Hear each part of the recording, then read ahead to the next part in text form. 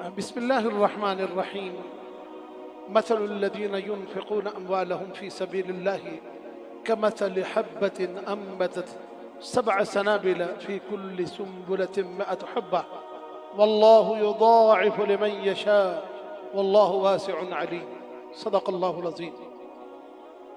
معزز اور محترم ناظرین، آج آپ کی خدمت میں ایک ایسا ٹاپک لے کر حاضر ہوا ہوں کہ جو ہماری روزمرہ کی زندگی میں ہماری مدد کرتا ہے، ہمارے چلنے میں، ہماری عزت میں، ہمارے زندگی میں، ہمارے گھر میں، ہمارے سفر میں، کسی اعتبار سے بھی ہماری نیکیوں میں وہ ہماری مدد کرتا ہے. اور وہ کیا ہے؟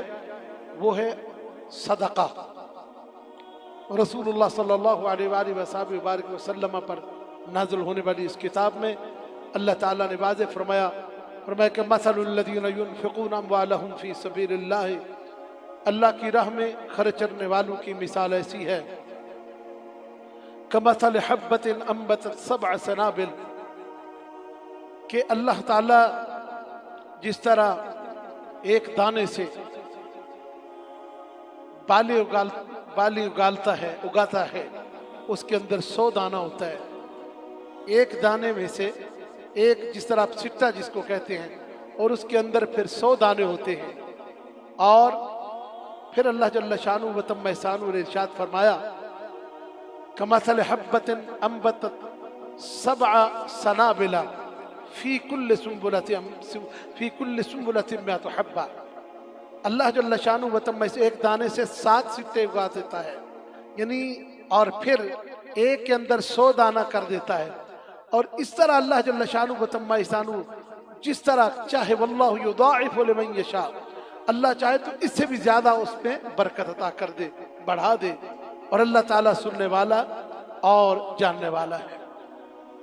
میرے پیارے ناظرین، قرآن کریم کی اس آیہ کریمہ سے جس کی میں ابھی آپ کے سامنے تلاوت کی ہے، یعنی ایک دانہ کی مثال، جب ایک دانہ بویا جاتا ہے تو اس دانے کے اوپر سے 7 بالیں نکلتی ہیں، اور ہر اس ایک بالی کے اندر 100 دانہ ہوتا ہے، یعنی ایک سے 700 دانہ یا اس سے بھی زیادہ. اسی طرح کوئی بندہ صدقہ کرتا ہے 1 درہم، 1 روپیہ، تو اللہ جل شانہ و تم احسانہ اس پر اس طرح برکت عطا کرتا ہے جس طرح کہ قرآن پاک کی اس آیت کریمہ میں بیان فرمایا گیا. رسول اللہ صلی اللہ علیہ وآلہ وسلم نے فرمایا، حضرت اسماء رضی اللہ تعالیٰ عنہ کو آپ نے ارشاد فرمایا کہ صدقہ جب دینے لگو تو گنا نہ کرو. پوچھا یا رسول اللہ گننا کیوں نہیں چاہیے؟ میرے آقا کریم نے ارشاد فرمایا گننے کی ضرورت نہیں ہے. اب جب آپ گن کے دو گے تو حساب بھی جواب گن کے ملے گا، جب بے حساب دو گی تو دینے والا بھی بے حساب دے گا. اب ہمارا حساب بے حسابی تو پھر بھی محدود ہے، اس کا بے حساب ہونا تو بالکل ہی شان والا ہے. لہذا حضور نے اپنے گھر، اپنے سب سے پہلے حضرت اسماء کو، یعنی اپنے قریب رہنے والوں کو یہ حکم ارشاد فرمایا. پھر رسول اللہ صلی اللہ علیہ وآلہ وسلم نے فرمایا کہ صدقہ دینا مجھے اتنا محبوب ہے کہ میرے پاس اگر احد پہاڑ کے برابر سونا ہو. میرے پیارے ناظرین، اب ذرا غور کریں حضور کے ان فرامین پر. فرمایا کہ اگر احد پہاڑ کے برابر سونا ہو، حضرت ابو ہریرہ رضی اللہ تعالیٰ عنہ کی روایت میں جو ابھی آپ کے سامنے رکھ رہا ہوں، اور یہ بھی بخاری شریف کے اندر یہ روایت موجود ہے. میرے آقا نے فرمایا کہ اگر احد پہاڑ کے برابر میرے پاس سونا ہو تو میں 3 دن اور 3 راتیں نہ گزرنے دوں اور سارے کا سارا صدقہ کر دوں، میرے پاس کچھ نہ بچے. یعنی اتنا مجھے پسند ہے. یہاں سے یہ بات واضح ہو گئی کہ کریم آقا صلی اللہ علیہ وآلہ وسلم کو یہ بات پسند ہے کہ وہ جتنا زیادہ سے زیادہ مال ہو وہ اللہ جل شانہ و تم احسانہ کی راہ میں خرچ کرے. حضرت انس رضی اللہ تعالیٰ عنہ، آپ کا ایک میں رسول اللہ صلی اللہ علیہ وآلہ وسلم سے جو روایت کی ہے میں وہ آپ کے سامنے رکھنا چاہتا ہوں. پھر اس کے بعد انشاءاللہ ایک بہت ہی پیارا واقعہ سنانا چاہتا ہوں.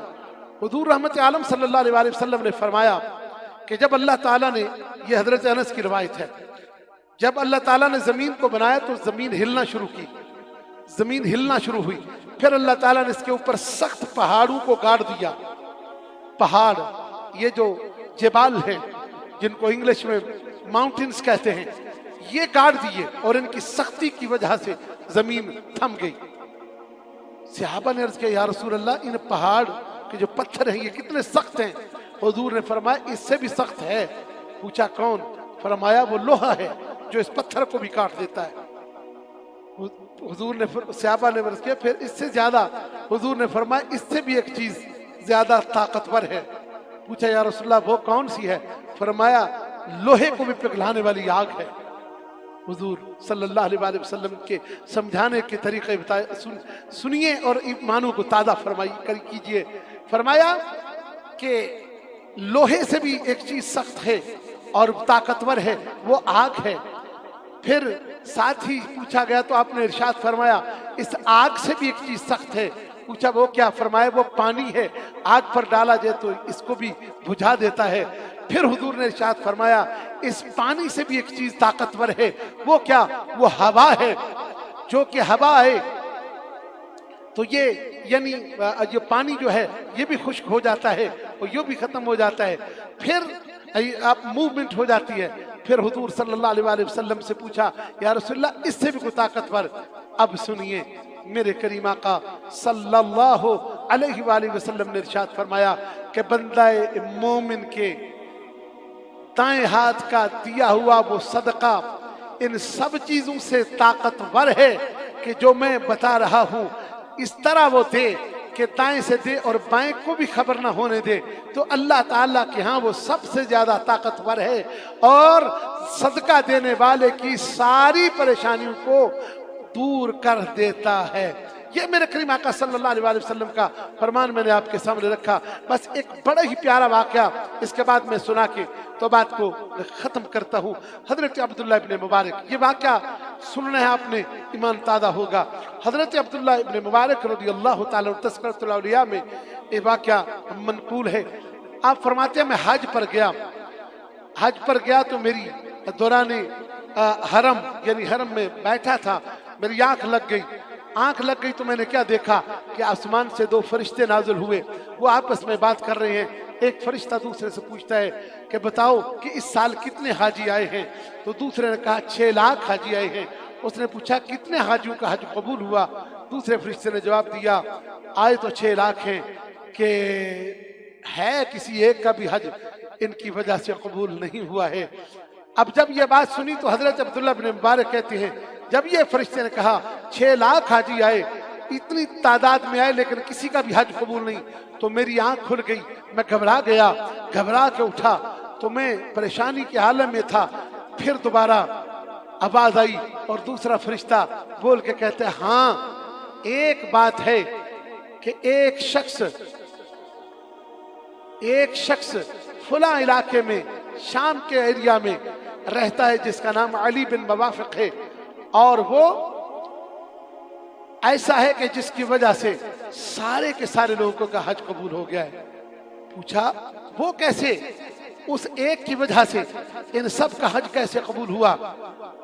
تو کہا گیا کہ میں حضرت عبداللہ بن مبارک رضی اللہ تعالی عنہ کہتے ہیں میں اٹھ کے پھر میں چلا، میرے اندر یہ کپی تھی، میرے اندر تجسس تھا کہ میں پتہ کروں کہ کس طرح وہ بندہ علی جس کا نام ہے وہ کرتا کیا، اس کا عمل کیا ہے جس کی وجہ سے اس کا نہیں بلکہ 6 لاکھ لوگوں کا حج قبول ہو گیا۔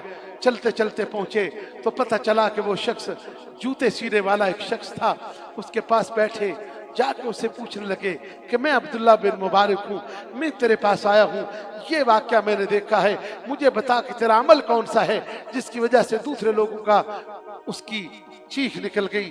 وہ کہنے لگا عبداللہ بن مبارک میں تمہیں کیا بتاؤں، حج تم کر کے آ گئے ہو لیکن میں 30 سال سے تڑپ رہا تھا کہ میں حج پہ جاؤں گا، میں اپنے اللہ کا گھر دیکھوں گا، اپنے پیا اپنے آقا کریم کے روزے مقدسہ کی حاضری دوں گا۔ 30 سال مال جمع کرتا رہا، مزدوری کرتا رہا، 300 درہم جمع ہوئے، میری بیوی حاملہ تھی، میں ایک رات ایسا ہوا کہ میری بیوی حاملہ ने गोश्त की फरमाइश कर दी। मेरे हमसाए घर से गोश्त पकने की स्मेल आ रही थी। मैं गया, दरवाजा खटखटाया, इस नीयत से गया कि थोड़ा सा गोश्त उनसे लेकर बीवी को देता हूँ तो इसकी तसल्ली हो जाएगी। दरवाजा खटखटाया, अंदर से आदमी निकला तो कहने लगे कि अली कहने लगे कि मैंने उस शख्स से कहा कि भाई मैं आपके दरवाजे पर आया हूँ, आपके घर से स्मेल आ रही है इस गोश्त की पकने की, तो मुझे भी थोड़ा सा दे दीजिए, मेरी बीवी बीमार है। तो उस शख्स ने आंखों से आंसू जारी हो गए और रो कर कहने लगा, अली तुम मेरे दरवाजे पर आया है, तुम्हें क्या बताऊं, 8 दिन से मेरे घर में कुछ नहीं पका, 8 दिन से मेरे बच्चे भूखे पड़े थे। बस जब बच्चे भिलक रहे थे तो मैं रात के वक्त बाहर निकला, मैं किसी के आगे हाथ नहीं फैलाता। बाहर एक जगह पर जहां मुर्दार पड़ा होता है वहां एक गधे का गोश्त पड़ा हुआ था, मरा हुआ गधा पड़ा था। बस मैंने छुरी ली, काट के लाके तो ये इसमें पकाया, ये मेरे लिए तो हलाल है, तेरे बच्चों के लिए, तेरे लिए हराम है, मैं तुझे नहीं दे सकता। वो कहते हैं जब उसने ये बात कही तो मैं पसीनों पसीन हो गया। वापस आया, जो मैंने 300 दिरहम हज के संभाल के रखे थे मैं वो लेकर गया, मैं उस भाई के हवाले कर दिए। मैंने कहा जा अपना घर का साज सामान ले, अपने बच्चों को गल्ला दे, खाना दे। बस मेरा बस एक ही तो अमल है, 30 साल की कमाई को जो हज के लिए थी मैंने अल्लाह की राह में सदका कर दिया। बस यही एक अमल है, और तो मेरे पास कोई खास नहीं है। तो अब्दुल्ला इब्ने मुबारक ने कहा, मुबारक हो तुझे, अल्लाह ने इस अमल को कबूल कर लिया है। इतना कबूल किया है, तू हज तो नहीं करने गया, अल्लाह ताला ने तेरी वजह से 6 लाख का भी हज कबूल कर लिया, और साथ अल्लाह ने तेरा भी हज, एक रवायत में तो ऐसा है कि तेरे नाम का हर साल हज होता रहेगा। एक फरिश्ते की ड्यूटी लगा दी है कि वो तेरे नाम का हज करता रहे। मेरे भाइयों, ये सदका करने के फजाइल हैं, सदका करने की अल्लाह ताला की तरफ से इनायात हैं। अल्लाह ताला मुझे और आपको इस पर अमल पैरा होने की तौफीक अता फरमाए। हुजूर ने फरमाया कि सदका बलाओं को टालने की सबसे बेहतरीन सबील है, सबसे बेहतरीन तरीका है। बला की दीवार, बला जब है वो सदके की दीवार को नहीं फैला सकती, सदके की दीवार को यानी जो बला है नहीं फैला सकती, ना बीमारी फैला सकती है, ना दुख फैला सकता है, ना तकलीफ फैला सकती है, ना जादू फैला सकता है। तो अल्हम्दुलिल्लाह अल्लाह ताला ने हमें तौफीक अता की है, रसूलुल्लाह को उम्मती बनाया है। हमें भी अल्लाह तौफीक अता फरमाए कि सदका और खैरात करते रहें। अस्सलामु अलैकुम व रहमतुल्लाहि व बरकातहू।